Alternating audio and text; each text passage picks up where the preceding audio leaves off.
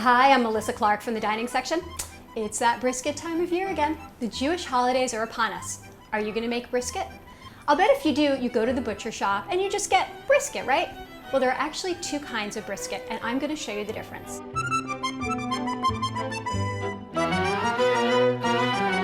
This over here is an entire brisket. It weighs about 14 pounds. Usually when you go to the butcher, you get a piece of it, maybe 5 or 6 pounds for a holiday dinner.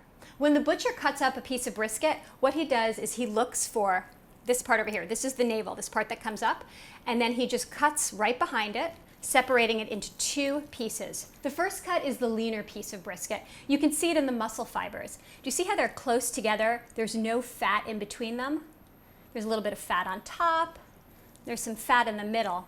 And what happens when you braise this meat is that it cooks together instead of falling apart and separating. And if it's not done exactly right, it can be kind of tough and dry. As you can see in the second cut of meat, which is also called the deckle cut, the fibers are separated by little veins of fat. That fat causes the meat to just fall apart when you cook it. It adds flavor, it adds juiciness and succulence. I think it's just an easier piece of meat not to mess up.